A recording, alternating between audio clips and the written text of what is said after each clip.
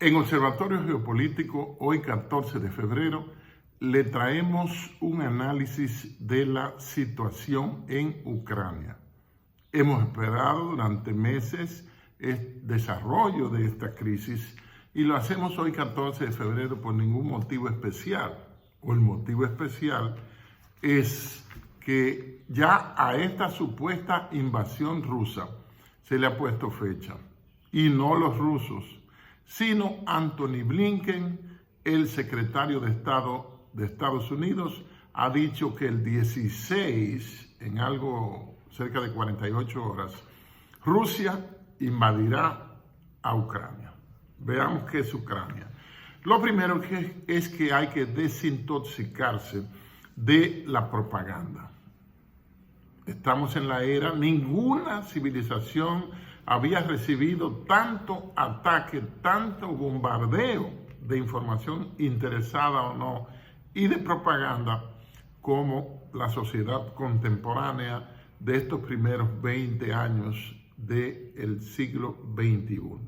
Entonces, Ucraine en ruso significa la marca, significa la frontera.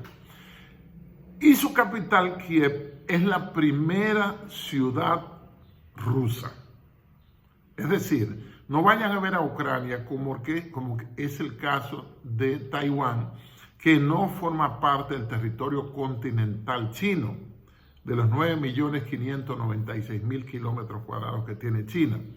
El caso de Ucrania es que Ucrania es parte, al igual que Hong Kong, lo es del territorio continental chino. Ucrania pertenece a la masa continental del país más grande del mundo, la Federación Rusa, que tiene 17.1 millones de kilómetros cuadrados de superficie, pero con una baja densidad poblacional, solo tiene 144 millones. Entonces, Ucrania y Kiev, su capital, es rusa porque en el año 862 Oleg Nagorov logró unificar a los pueblos eslavos del norte y del sur, y ahí surge Kiev, ahí surge Ucrania. Y en 1721 Pedro I crea el Imperio Ruso. Hay que saber distinguir entre el Imperio Ruso, la Unión Soviética y la actual Federación Rusa. Entonces, en 1199, en el siglo XII, se funda la Rus de Kiev. Fíjense que se llama Rusia. Entonces, Ucrania tiene 603.628 kilómetros cuadrados, unos 43 millones de habitantes, ¿verdad? Y su puesto en el PIB global es puesto 47. Le estamos hablando primero de las características de cada una de las organizaciones que están implicadas en esta situación en Ucrania, que podría explotar, vamos a ver algunos escenarios al final, podría explotar en cualquier momento. El actor más grande que hay ahí es la OTAN, Organización del Tratado del Atlántico Norte, una organización que tiene su génesis en el Tratado de Dunkerque del final de la Segunda Guerra Mundial en 1947. Es un tratado anglo-francés, es decir, Reino Unido, Inglaterra y Francia, en el cual se apoyarían militarmente ante un posible ataque de Alemania. Lo considero en realidad un tratado que podría considerarse innecesario. ¿Por qué razón? Porque en el 47 ya Alemania había aceptado la rendición incondicional y pagar, oigan eso, una nación que estaba destruida, desgarrada, pagar todos los montos de todo lo que los atacaron a ellos. Ojo. Entonces, ¿para qué habría que hacer un acuerdo entre Francia e Inglaterra para defenderse de un posible ataque alemán? Si ya Si ya Alemania estaba entrando en el plan Marshall de reconstrucción de Europa y ya se había rendido y ya Adolf Hitler había desaparecido del escenario. Entonces, esa organización de Tratado Atlántico Norte, creada ante esas posibles amenazas, y mayormente la amenaza de la Guerra Fría, del comunismo y el cuentecito de que Unión Soviética iba a invadir a Estados Unidos. Esa OTAN tiene algunas características tremendas. Le voy a decir 3. La primera, el único país no cristiano miembro de la OTAN es Turquía, que tiene, si no me fallan los cálculos, el cuarto ejército más poderoso, más numeroso, ¿verdad?, de la OTAN. Pero también integraron a Montenegro, que es un pequeño paisito que tiene 662,000 habitantes, de los cuales 2,000 integran la Fuerza Armada. Y cualquiera piensa, ¿por qué integran? Donde una organización que hay potencia, están todos esos países europeos, que se ha convertido en museo en realidad, y lugares de una población envejeciente. Eso ha sido una construcción social del poder. ¿Por qué integrar a Montenegro? Bueno, por la ubicación geográfica. Porque Estados Unidos, que es la dueña de la OTAN y la utiliza como un guante para agredir, necesita tener aliados regionales. Hay 4,864 millas de distancia entre Washington, D.C. o Distrito Capital, y Kiev, capital de Ucrania. Sin embargo, Estados Unidos está ahí, en esas fronteras rusas, dirigiendo la OTAN como cabeza y patrocinador de la OTAN para supuestamente contener el avance ruso. Pero Rusia no ha invadido a nadie en los últimos 50 años. No es lo mismo Estados Unidos. Después de la Segunda Gran Guerra Europea, que le llaman Guerra Mundial, del 39 al 45, Rusia solo incursionó. ¿Dónde? Bueno, estuvo en Angola en los años 70 y estuvo también en la invasión a Afganistán, que fue de 1979, día de Navidad, hasta 1989, que comenzó el proceso de Glasnost. Explotó, y entonces hubo una implosión y se desarma la Unión Soviética, porque había una guerra ideológica. Nos mantuvieron con base en el libro de Walter Lippmann, que se llama Cold War o Guerra Fría. Entonces nos mantuvieron ahí en ese jueguito de enemigos, pero ojo, Rusia y Estados Unidos han sido aliados en las grandes guerras. Y otro principio, por lo general las potencias no se pelean en su territorio. Fíjense que ellos exportan la guerra y ponen a los países satélites, aliados regionales de cada uno, a pelearse entre sí, y van y pelean allá, pero no pelean en Alabama, no pelean en Washington, no pelean en Maryland, no pelean en Florida, no pelean en Dakota del Sur, ni en la Carolina, ni en Georgia, en ninguno de esos, sino que ellos van a pelear, es como una pareja que tiene problemas y entonces se van a pelear al aposento del vecino pobre. Entonces, Estados Unidos sí ha invadido muchos países. Rusia tiene unas 9 bases, 7 en los países TAN, en Kirguistán, hay una en Afganistán y otra en Tartus, Siria, que son las 2 más activas. La de Afganistán queda desde los tiempos de su invasión del 79 al 89. Entonces, la OTAN representa en un año más de 400,000 millones de dólares, de los cuales el 70% lo paga Estados Unidos para mantener esa organización anacrónica, porque la OTAN fue fundada, como bien saben, en el 49, en abril del 49, ya había pasado la Segunda Guerra Mundial. Y el Pacto de Varsovia no es creado hasta 1955, o sea, hay una distancia de 6 años, y eran los antagónicos militares. Entonces, integran a Montenegro con 622,000 habitantes y 2,000 soldados nada más. Y esas son algunas de las características que tiene la OTAN. La OTAN tiene un origen en el Tratado de Dunkerque, en Francia, entre Inglaterra, Reino Unido y Francia.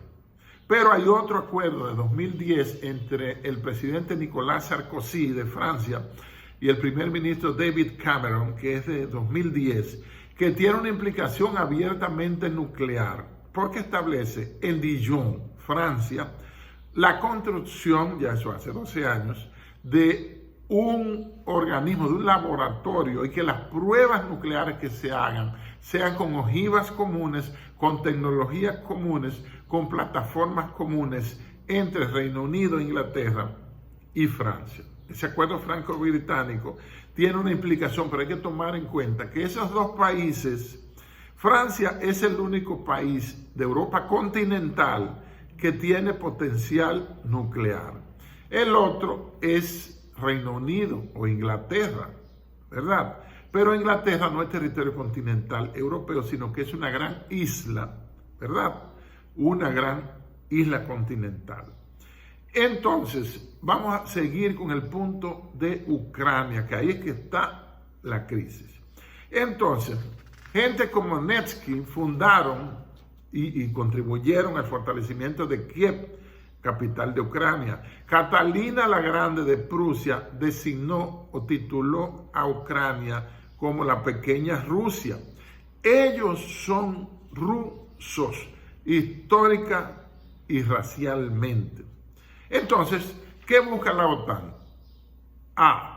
Quieren integrar a Ucrania, que está al sur, ahí abajito, si buscan un mapa, integrarlo a la OTAN. E integrarlo a la OTAN implica necesariamente que los Estados miembros, un Estado miembro, al ser agredido por otra potencia, pues es como si fuese una agresión. Es el espíritu, el sentido del TIAR, del Tratado Interamericano de Asistencia Recíproca, el protocolo de Tlatelolco con México, que casi no se menciona, en el que la asistencia recíproca, al ser un Estado atacado, ya los otros consideran que lo están atacando a ellos. ¿Cuáles son los protagonistas? Está Estados Unidos, OTAN, está Rusia, está Ucrania, y tras bambalinas hay otros actores. Por ejemplo, Alemania, con un canciller nuevo, negó el envío de armas, porque estos países atrasados, a veces lo más avanzado que tienen son armas que se la llevan ¿quiénes? O se la venden las grandes potencias para provocar pleitos, si no pelearan a machete, no estuviera pensando en misiles. Entonces, está Estados Unidos y la OTAN, está la Federación Rusa, encabezada por Vladimir Putin, que tiene 16 años en el poder, ya lo eligieron definitivamente, igual que a Xi Jinping de China. Y ahí surge China. China tiene 4.000 y algo de kilómetros cuadrados de frontera con Rusia. Y los chinos llaman a Rusia la tierra hambrienta. Entonces, debajo de Rusia y China, que está al este, han ido la OTAN colocando bases en los estados que muchos de ellos, o todos, eran parte de la Unión Soviética. Cuando se implosionó, se dividió la Unión Soviética, 25 millones de rusos quedaron fuera de jurisdicción rusa. Mire qué maravilla. Esto lo digo para resaltar la diferencia que hay entre las fronteras históricas, fronteras culturales, de las fronteras geopolíticas, de las fronteras que son trazadas por el lápiz de la guerra. Entonces, ¿qué pasa? Están medio al paso, medio sin querer intervenir mucho, está Alemania y está China. China tiene 4.250 kilómetros de frontera. ¿Cuál es el escenario? Bueno, están los acuerdos de Minsk de 2005, donde hay un cese al fuego. Ucrania fue fundada, ya dijimos, en el 882, en el siglo IX, y siempre se ha llamado capital Kiev. Entonces, el 24 de agosto del 91, fruto de la implosión de la Unión Soviética, fue proclamada la independencia de Ucrania. Pero posteriormente están las dos repúblicas autoproclamadas de Donetsk y Lugansk en la región del Donbass, que son países nuevos, no tienen 20 años. Estos 3 días anteriores a esta fecha, 14 de febrero, Estados Unidos retiró una gran cantidad, la mayoría de los soldados que tenía. Eso puede ser una estrategia, porque la OTAN ha mantenido, tiene más de 10 años, colocando tropas cercando a Rusia. Mientras que Rusia tiene nada más 9 bases fuera de su territorio, y las dos más importantes, como ya dijimos, Tartus en Afganistán y Tartus en Siria. Estados Unidos tiene entre 800 y 850 bases alrededor del mundo. Entonces, lo que ha pasado en las semanas precedentes es que Estados Unidos y la OTAN, y el Reino Unido también como miembro, se han dedicado a ponerle el pie en el cuello a Rusia para que invada a Ucrania. Porque Estados Unidos, el complejo militar industrial que cotiza en Wall Street, porque la paz no es rentable. Si las potencias están en paz, no se gastan misiles, no aparecen muertos, algo que a ellos no les preocupa. Entonces, el complejo militar industrial estadounidense necesita una guerra. Estados Unidos, o los halcones, no el pueblo estadounidense, quiere una guerra urgentemente porque la frustración que le produjo los 4 años del presidente Donald Trump no los metió en ninguna guerra. Lo único que hizo fue lanzar los 39 cohetes en Siria, informando que se iban a hacer, se lo informó a Xi Jinping y se lo informó al mismo Putin. Estados Unidos necesita una guerra para dinamizar su economía.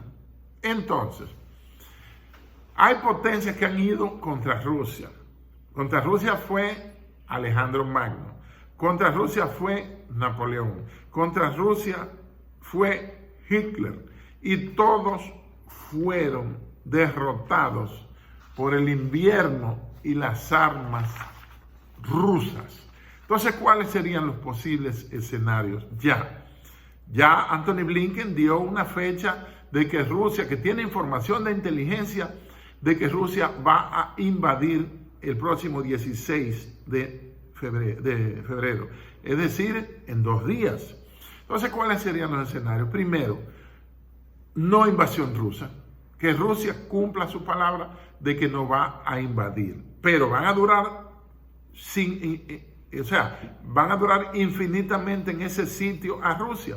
El mismo Vladimir Putin dice que parece que la OTAN se va a quedar ahí. Rusia hizo fronteras con su aliado regional Bielorrusia, que comenzaron el jueves y terminaron ayer domingo, donde pusieron en práctica armas convencionales, armas hipersónicas, tanques no tripulados, apoyo marítimo, aunque sea lejano, de submarinos con capacidad militar todos, los misiles Kinzhal, que significa daga, los misiles rusos Sarmat, que significa Satán, y todas esas armas intercontinentales que tiene Rusia y armas hipersónicas. Estados Unidos tiene más bombas nucleares que Rusia confiesa que tiene 501, pero con 2 bombas de esas, con 10 bombas de esas, es suficiente para destruir este mundo completo.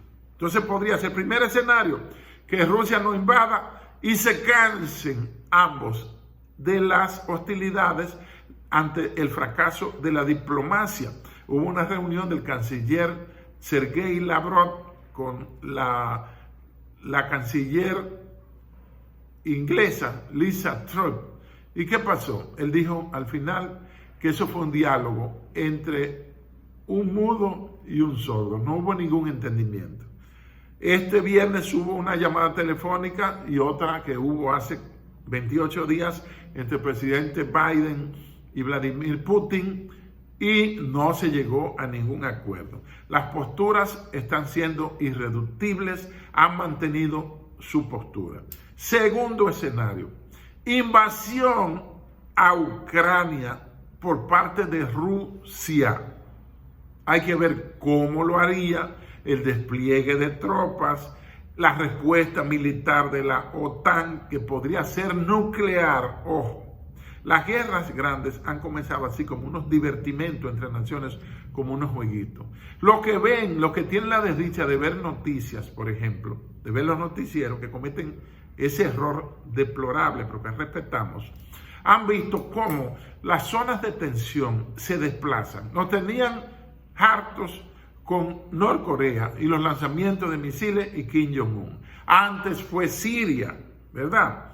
Los problemas en Turquía, el posible autogolpe del presidente Erdogan, aliado de Rusia, gran amigo de Putin, es decir, y ahora el punto es Ucrania, el punto es Kiev, y ahí está Crimea, que no hemos hablado, que por un referendo de 2014 sus ciudadanos dijeron que quieren seguir siendo lo que han sido siempre, es decir, rusos. Este es el Imperio Ruso, este es la Unión Soviética de 1917, o este la Federación Rusa, que es posterior, por supuesto, al cese de la Guerra Fría. Otro escenario, un tercero, sería una operación de falsa bandera de Estados Unidos en ese punto álgido que todos están mostrando músculos y mostrando los colmillos. Una operación de falsa bandera que la saben hacer bien los Estados Unidos, como lo hicieron destruyendo el buque Maine para entrar en la guerra entre España y Cuba y quedarse a perpetuidad con Guantánamo. Es decir, ellos son expertos en hacer como lo hicieron en Pearl Harbor también, para meterse apropiadamente en el momento económicamente conveniente en la Segunda Guerra Mundial. Entonces, podría haber una operación de falsa bandera. A ellos no le importa que mueran sus ciudadanos, no le importa que mueran sus soldados, para ellos justificar una entrada para ocupar Crimea, que es la salida al mar Báltico, porque uno de los objetivos de Rusia es no permitir que Ucrania entre a la Unión Atlántica, a la OTAN.